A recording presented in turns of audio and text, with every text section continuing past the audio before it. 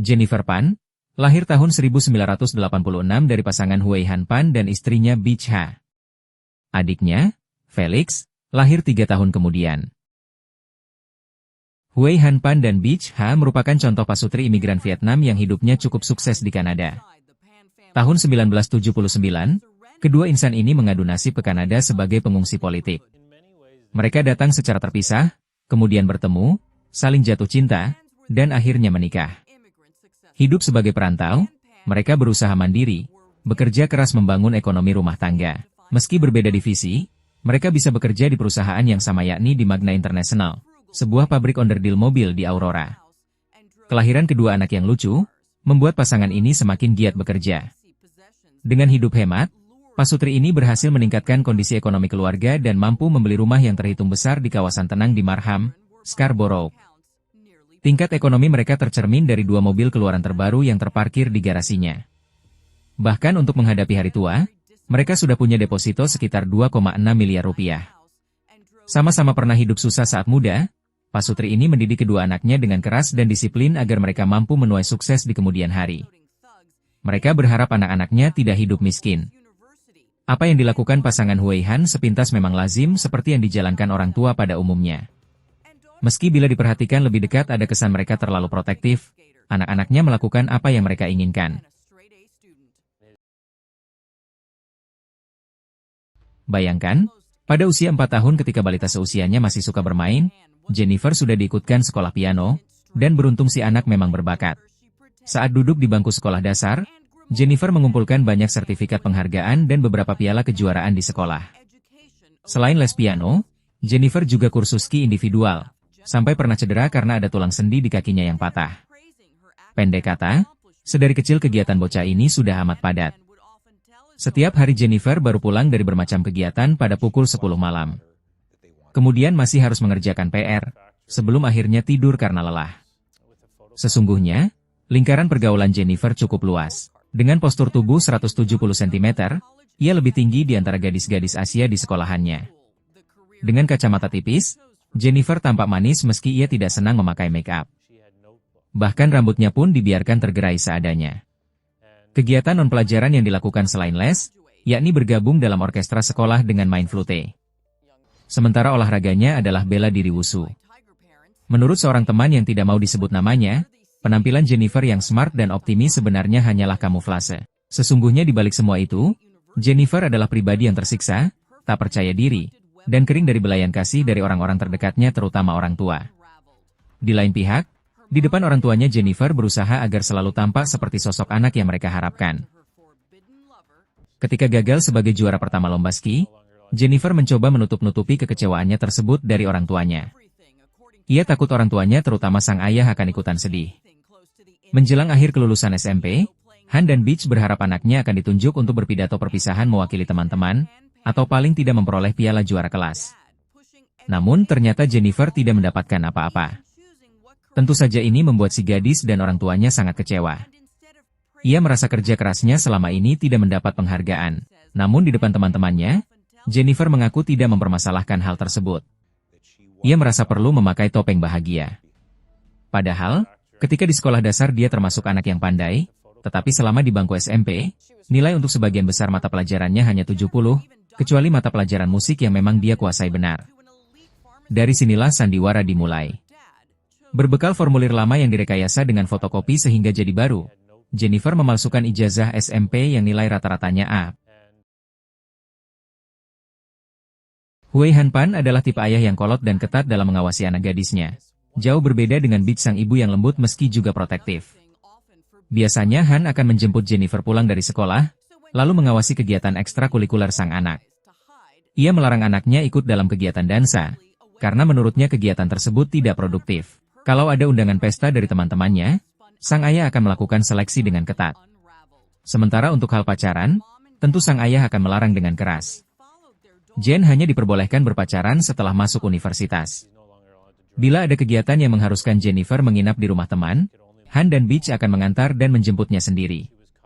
Akibat perlakuan orang tuanya, sampai usia SMA Jennifer hanyalah gadis Cooper yang belum pernah nonton, minum di kafe, apalagi mabuk-mabukan.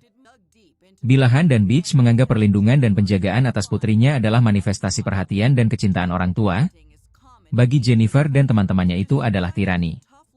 Mereka mengurung Jennifer layaknya hewan peliharaan. Begitu celetuk teman-temannya. Saat duduk di bangku kelas 2 SMA, Jennifer mengenal Daniel Wong. Pemuda priang berusia setahun di atasnya ini adalah pemain trompet pada grup marching band sekolahnya.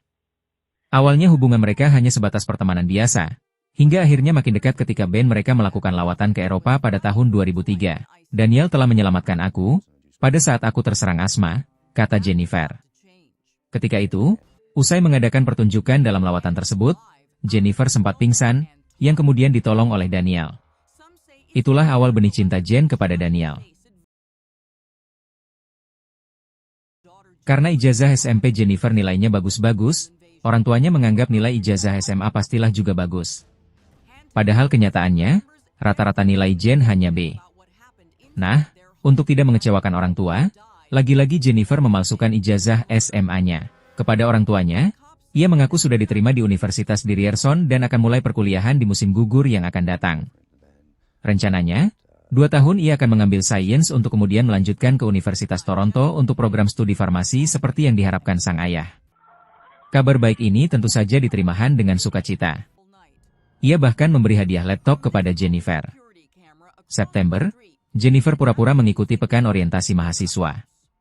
Ketika tiba saatnya harus membayar kuliah, Jennifer lagi-lagi bersandiwara, membuat surat keterangan bahwa ia mendapat fasilitas dari Ontario Student Assistance Program, OSAP, dan memperoleh beasiswa dari National Student Loan Service Center sebesar $3.000. Jennifer membuat seolah memiliki kegiatan layaknya mahasiswi kuliah. Setiap hari ia membawa tas dan pergi ke kota menggunakan angkutan umum. Selebihnya, orang tuanya tidak tahu apa yang dilakukan anaknya. Biasanya, tempat pertama yang dituju adalah perpustakaan umum, lalu nongkrong di kafe.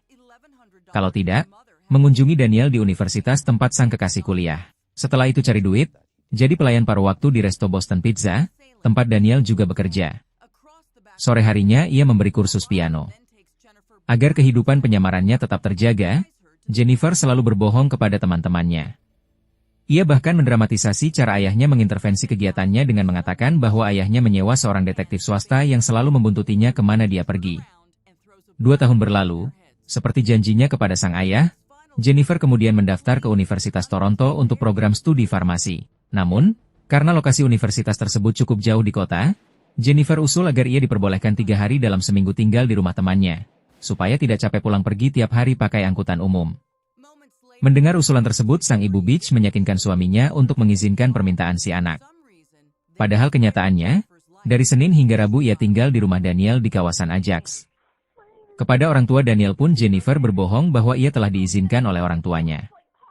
Dia bahkan selalu mengulang-ulang keinginan orang tuanya untuk bertamu keluarga Daniel untuk makan bersama. 2 tahun lewat sudah, tibalah saatnya waktu wisuda dari Universitas Toronto. Seperti yang sudah-sudah, mereka bikin sandiwara lagi.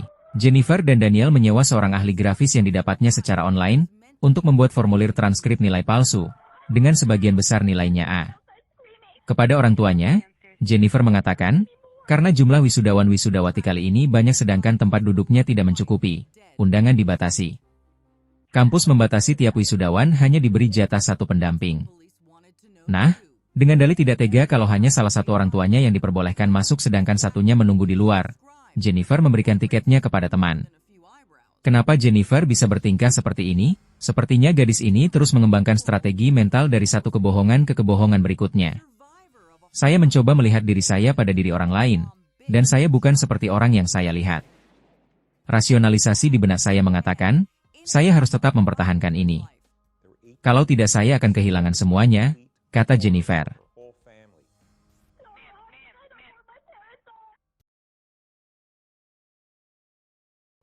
Meski ditutup rapat, kebohongan dan sandiwara ini akhirnya terbongkar.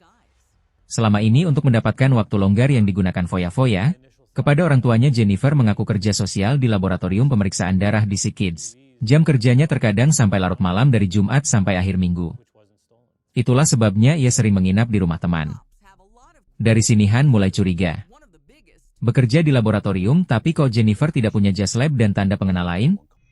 Esok harinya Han memaksa untuk mengantar anaknya ke rumah sakit tempat SickKids berada.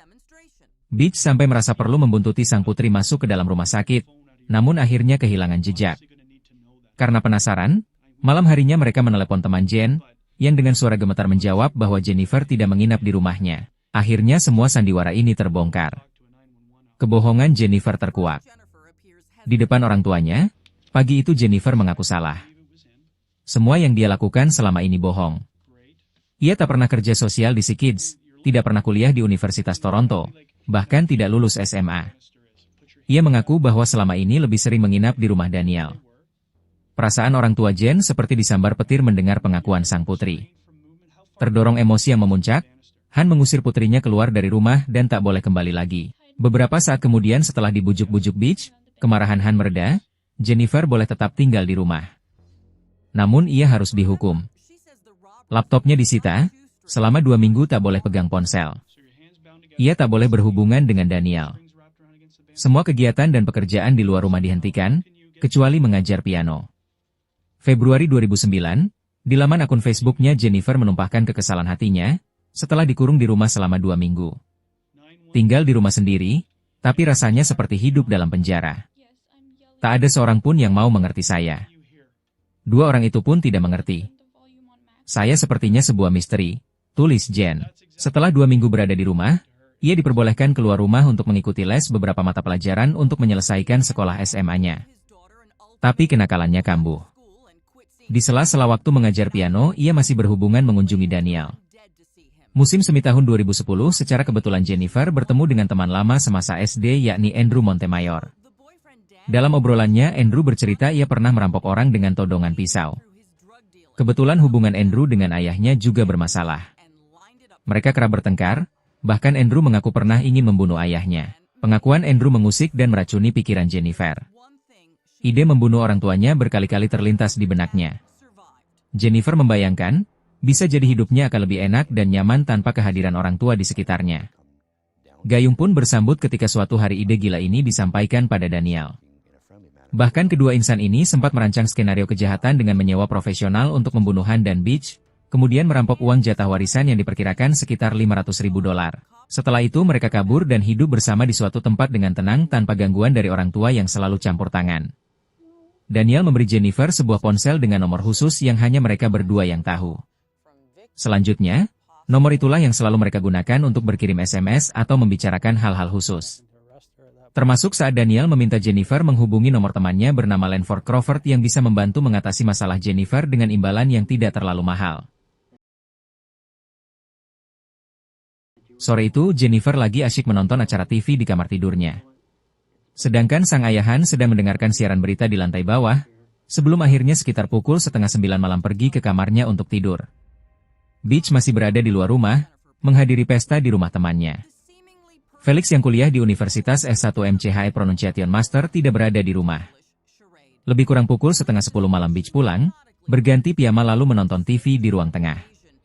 Pukul 21.35 David Milvaganam, teman dari Crawford menelepon Jennifer selama kurang lebih 2 menit. Setelah itu Jennifer turun ke lantai bawah, mengucapkan selamat malam pada ibunya.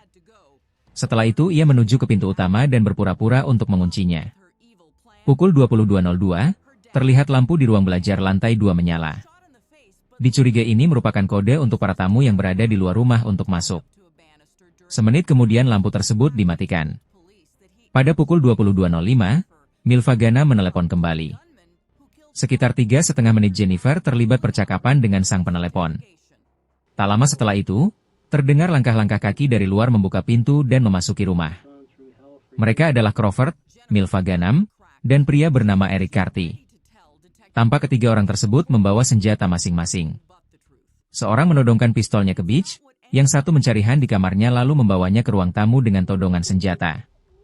Carty naik ke lantai atas, memergoki Jennifer keluar dari kamarnya. Menurut pengakuan Jennifer, Carty lalu mengikat kedua tangannya di belakang menggunakan tali sepatu.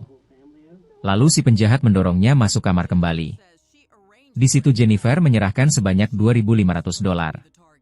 Setelah itu Jennifer dibawa turun ke kamar orang tua dan mengambil kembali uang sebanyak $1.100, kemudian menuju ke dapur untuk mencari dompet ibunya. Seorang perampok menekan pistolnya ke leher Han untuk meminta kembali uang tunai. Terdengar Beach terisak menangis, sambil memohon agar anak gadisnya tidak disakiti yang tentu saja dikabulkan para perampok. Setelah itu, Carty membawa Jennifer kembali ke lantai atas, lalu mengikat tangan gadis itu pada pegangan tangga. Sementara Milva Ganam dan Crawford membawa Beach dan Han ke basement. Kepala Han dan Beach dikerudungi selimut. Mereka menembak Han 2 kali. Satu di wajah dan satu pada pundak. Lelaki Vietnam itu langsung tersungkur jatuh ke lantai. Nasib yang menimpa Beach lebih tragis. Ibu 2 anak ini meregang nyawa seketika setelah menerima timah panas 3 kali di kepalanya. Usai melakukan aksinya, para penjahat tersebut langsung kabur lewat pintu depan. Jennifer saat itu berhasil menarik ponsel yang diselipkan di balik ikat pinggang celananya, lalu menghubungi 911. Tolonglah saya, teriaknya kepada petugas di ujung telepone. Rupanya Tuhan masih melindungi Han. 2 timah panas yang menghantamnya ternyata tidak sampai merenggut nyawanya. Pada saat itu Han berhasil sadar meski kembali pingsan akibat kehilangan banyak darah. Samar-samar ia mendengar jeritan putrinya minta tolong. Dengan bersimbah darah Han berhasil merangkak keluar rumah meminta bantuan tetangga, sampai bantuan dari kepolisian datang. Kepada polisi yang memeriksanya, Jennifer menjelaskan apa yang dialami. Para penjahat memasuki rumahnya untuk merampok uang, mengikatnya pada pegangan tangga, lalu membawa kedua orang tuanya ke basement dan menembaknya. 2 hari kemudian Jennifer kembali dipanggil polisi untuk pemeriksaan lebih lanjut. Sesuai kesaksian yang diberikan, polisi menanyakan bagaimana cara Jennifer menelepon 911 untuk meminta pertolongan, dalam keadaan tangannya diikat ke belakang. Saat itu ponsel lipat Jennifer diselipkan di balik ikat pinggang celana panjangnya. Polisi menyingkap banyak kejanggalan pada peristiwa perampokan yang menimpa keluarga Huey Han. Kalau motif para penjahat itu mau merampok, kenapa bisa masuk rumah dengan mudah tanpa merusak pintu? Di ruang tengah tercantal kunci mobil, mengapa mereka tidak membawa mobil keluarga ini? Dan yang lebih aneh lagi, kenapa para perampok hanya menembak 2 orang saja, sementara anak korban dibiarkan hidup bahkan tak terluka sedikit pun? Kecurigaan polisi secara tidak langsung mengarah pada keterlibatan orang dalam. Siapa lagi kalau bukan Jennifer? Kecurigaan ini diperkuat dengan pengakuan ayahnya, Han pada tanggal 12 November 2010 setelah siuman dari koma selama 3 hari. Han mengalami patah tulang di sekitar mata dan wajah rusak akibat pecahan peluru. Han mengaku masih ingat 2 keanehan yang dilihatnya saat perampokan berlangsung. Pertama, ia sempat melihat Jennifer berbicara dengan para perampok tersebut dengan nada pelan, seperti teman yang sudah kenal lama. Yang kedua, tangan Jennifer tidak diikat di belakang badannya ketika disuruh mengantar keliling rumah. Detektif William Goetz yang menangani perkara ini merasa yakin Jennifer telah memberikan keterangan palsu. Setiap kali ditanya penyidik, jawaban Jennifer tidak jelas dan berputar-putar. Bahkan ia kemudian memberi penjelasan yang tidak masuk akal. Menurut penuturan Jennifer, peristiwa itu semula adalah pelaksanaan rencananya untuk bunuh diri, tapi orang-orang yang disewanya salah eksekusi. Ia mengaku bahwa sudah sejak lama hubungannya dengan orang tuanya berlangsung buruk. Ia merasa tersiksa dengan tindakan orang tua yang terlalu ketat mengawasi dan selalu mencampuri urusannya. Dalam keputusasaannya, ia ingin bunuh diri saja. Namun, lantaran takut dan tak punya nyali untuk bertindak sendiri, akhirnya ia menyewa orang untuk melakukan hal itu. Dalam perkembangannya, masih menurut penuturan Jennifer, mulai September lalu ternyata hubungan dirinya dengan sang ayah dan ibunya berubah menjadi baik. Oleh karena itu ia bermaksud membatalkan rencana keji tersebut. Tapi mengapa peristiwa itu terjadi? Jennifer menduga ada miskomunikasi antara dirinya dengan pihak yang disewanya, sehingga terjadilah peristiwa memilukan yang merenggut nyawa ibunya. Berdasar pengakuan tersebut, polisi lantas menahan Jennifer. Dari pemeriksaan percakapan telepon dari ponsel Jennifer, polisi mengembangkan penyelidikan dan akhirnya menangkap tersangka lain seperti Daniel, Milva Ganam, Carty dan Crawford. Mereka didakwa dengan tuduhan melakukan pembunuhan tingkat pertama, dan konspirasi untuk melakukan percobaan pembunuhan. Proses pengadilan kasus ini dimulai tanggal 19 Maret 2014 di Newmarket, kawasan yang terletak di Provinsi Ontario. Dalam persidangan itu, lebih dari 50 saksi dihadirkan, dan selalu penuh dihadiri pengunjung. Selama 7 hari duduk di kursi pesakitan, Jennifer menolak semua dakwaan dengan berbagai alasan bahwa tidak ada bukti pesan tertulis maupun pembicaraan antara dirinya dengan Daniel dan Crawford, maupun dengan Milva Ganam. Meski ia mengaku semula pada Agustus 2010 ia memang menyewa para terdakwa yang lain itu untuk membunuh orang tuanya. Namun 3 bulan kemudian ia sudah membatalkan niatnya tersebut. Sebelum Dewan Juri menjatuhkan keputusan, Jennifer terlihat masih tegar dan terkesan santai, bahkan tampak mempermainkan jubah penasihat hukumnya. Ketika Dewan Juri menjatuhkan keputusan bersalah, ia diam saja tanpa emosi. Baru setelah wartawan dan para pengunjung bergerak keluar ruang sidang, Jennifer menangis terseduh-seduh dengan tubuh dan mulai tidak terkendali. Untuk tuduhan pembunuhan tingkat 1, Jennifer diganjar hukuman seumur hidup tanpa hak pembebasan bersyarat. Untuk tuduhan percobaan pembunuhan terhadap ayahnya, ia dihukum seumur hidup yang harus dijalani secara bersamaan. Hukuman yang sama juga dijatuhkan kepada Daniel, Milva Ganam, dan Crawford. Sementara itu, penasihat hukum Karti jatuh sakit selama berlangsungnya persidangan. Oleh karena itu, putusan pengadilan untuk terdakwa Karti ditunda sampai penasihat hukumnya sembuh. Han dalam pernyataan tertulisnya mengomentari persidangan tersebut. Saat ini saya kehilangan istri, pada saat yang sama saya juga kehilangan putri saya, tulisnya. Saya tidak merasa seperti memiliki keluarga lagi. Kata orang mestinya saya merasa beruntung karena selamat dan bisa hidup, tetapi saat ini saya merasa ingin mati juga, sambung Han dalam tulisannya. Karena luka dan cacat yang dideritanya, kini Han tidak bisa lagi bekerja seperti sedia kala. Dia menderita gangguan kecemasan parah dan insomnia. Kalaupun bisa tidur, ia mengaku akan dihantui mimpi buruk. Rutinitasnya dulu, kini tak lagi mampu mendatangkan kegembiraan baginya. Karena tidak lagi merasa nyaman tinggal di rumahnya, ia memilih menumpang di rumah saudaranya. Rumah keluarga itu mau dijual, tapi sampai sekarang belum ada peminatnya. Sedangkan Felix memutuskan bekerja dan tinggal di kota lain di kawasan pantai timur, untuk melupakan kenangan buruk keluarganya. Pada akhir pernyataan tertulisnya, Han berpesan kepada putrinya Jennifer, "Saya harap putriku Jennifer mau merenungkan kembali apa yang telah terjadi pada keluarganya. Semoga suatu hari nanti ia bisa menjadi orang jujur dan baik."